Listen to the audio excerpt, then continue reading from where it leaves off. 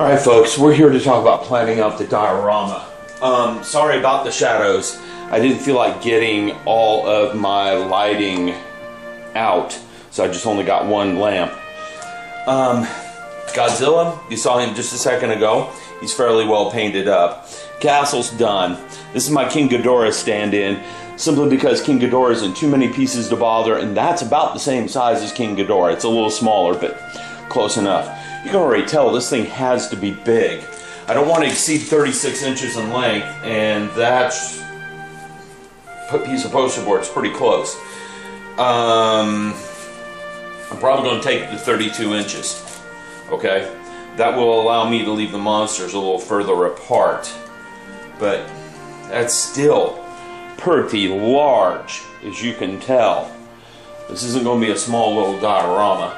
And I'm going to use the poster board so I can mark out their positions. And I think I'm going to keep them pretty close like this. Okay? So I'm just going to kind of roughly sketch where the castle goes right now. I don't want to actually touch it with my marker pen. This is a rough enough sketch that I can tell where that's going. Okay? The depth of this thing doesn't have to be too bad. I can probably keep it down to about 20 inches. So we're looking at this way, we're doing 32. This way, I'm doing 20 inches. We're going to place Godzilla about here on the diorama. We're going to put King Ghidorah about here. And lots of fleeing people running away like this. Simply because that will be fun. Alright? So this is roughly the layout I'm planning for this diorama. Alright? Just to give you guys an idea, I also plan on putting like some gardens in a circle right here and some walkways running around the circle. Because this thing is a museum, it's got a nice little park around it. We're going to place some trees around it, you know, like here, here, here, here. A lot of the trees are going to go in the back. Okay? We'll put some smaller trees in the front. Let's put X's where the trees are. Make a key, X equals tree.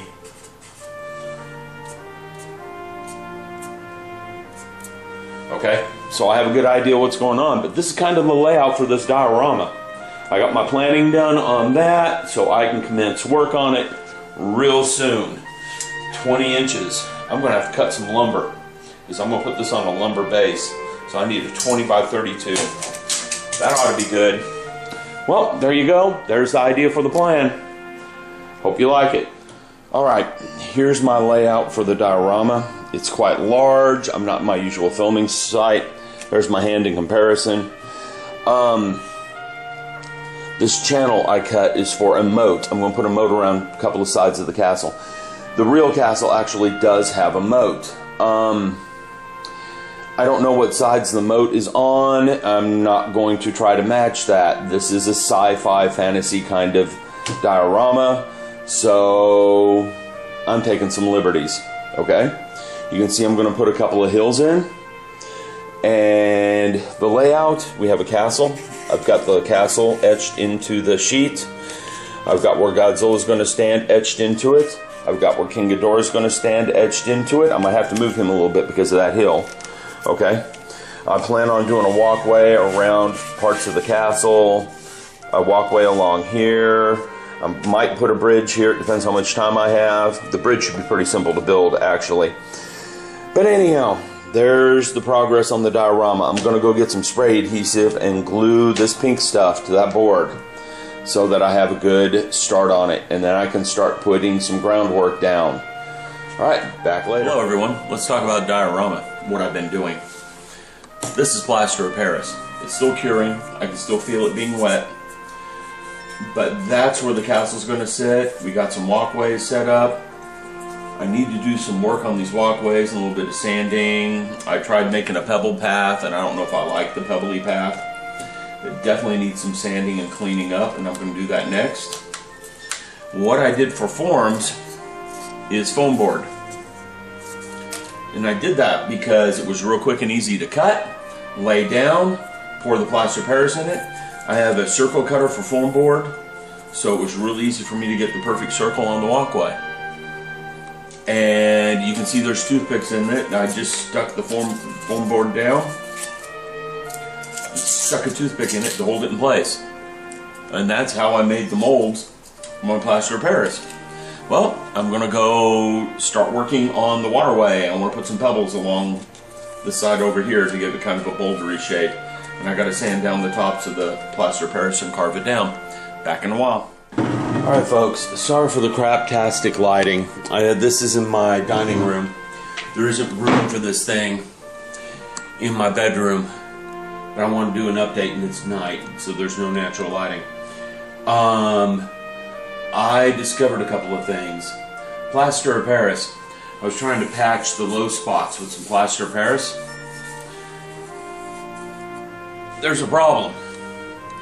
If you take freshly mixed plaster of Paris, pour it on plaster of Paris that's still curing, the freshly mixed starts curing really quickly. Some weird ass chemical reaction. And that was causing me a lot of problems when I was trying to fix this thing. So I ended up not being able to fix it quite the way I wanted. Plus I want to sand it flat and smooth, and I can't do that until this is cured. So that got put on hold real bad. But I might use that fact about plaster of Paris to help me fill my waterways along here. Along the wall edges of the castle, I want to put rocks. I got some rocks here.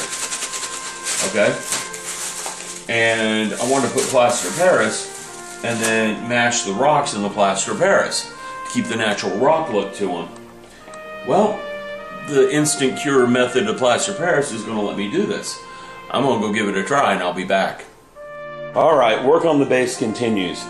What I've done so far is this. I showed you I was doing form work for the plaster of Paris, where the castle's going to sit, walkways on either side of the waterway, circle them, put trees in the circle, and a few bushes here and there.